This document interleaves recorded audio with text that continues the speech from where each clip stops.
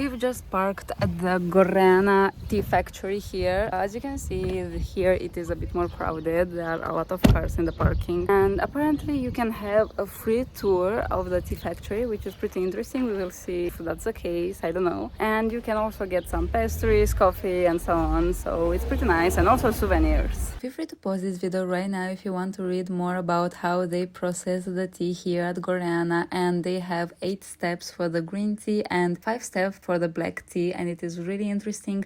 You can see now on the screen I filmed everything from the inside. We could see it for free, and it was super interesting because basically you see all the machines that they are using, and you can understand better how it works and what's behind the tea that you are drinking. Anyways, for the green tea there are 8 steps, which are withering, steaming, and then it's rolling, which happens twice, drying again twice, and then polishing and separation. And for the black tea, it's made in 5 steps, which is again withering, rolling, and then it's different than a green tea because the oxidation happens here, and then drying and separation. So you could read that at the beginning of the video when I was filming all these details, but in case you didn't read, I wanted to clarify that for you. And you can see even drying machines around here, and it was super interesting. You can take a guided tour with them, I think, but we did not wait because it only happens during some specific times, but it was super interesting to also see that ourselves without a guide. So I really recommend you to come here if you want, because you don't have to pay anything, and the prices for the tea, if you want to purchase some, are really good in my opinion. So we also got some tea as souvenirs for our family,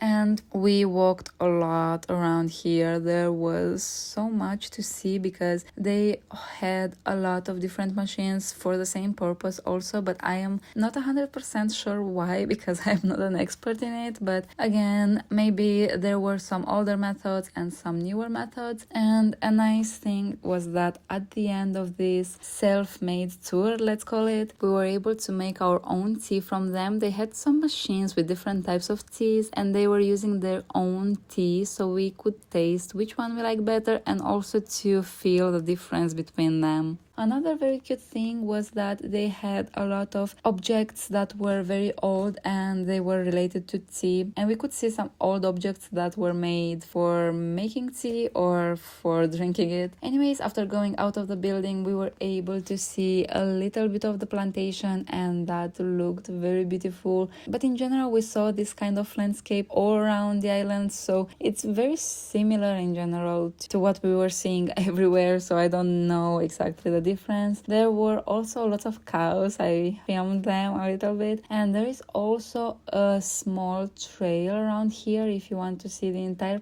plantation. I think they made an information board about that, and then we just walked around because we did not have enough time today to do that entire trail. We just walked around the building, and we arrived at some point where there was nobody, and I think we were not supposed to go over here because it was super weird, but I don't know. We are now at Tio Domingos Viewpoint, and this one is less touristy, less known, but still it has a great parking that is paved. So far all parkings were free, which is very nice, even in the city, because it's Sunday they were free. And this viewpoint is very, very pretty also. I mean, it's not as impressive as the other ones, but it's still nice to see the ocean from here, and it is very well organized. As you can see, you can also see there's a little house, and it's very nice. Even though in this video I wanted to focus more on the Gorreana Tea Factory, I still want to show you some beautiful viewpoints around Azores because there are so many, and honestly the more you explore them, the more you will see that they are pretty similar because you are seeing a lot from the island. Anyways, at Salto do Farinha we saw this beautiful waterfall, and over there you can see some people that are going in the water, and if you want to go there, it's really not that hard to reach it. We did not do it because the road was super steep. It was way worse than what you are seeing in the video, but if you have enough time you can also walk, or if you're not scared you can go with your car on that steep descent. Anyways, thank you so much for watching. If you enjoyed this video, please don't forget to like this video and also to subscribe, and see you in the next videos from the Azores.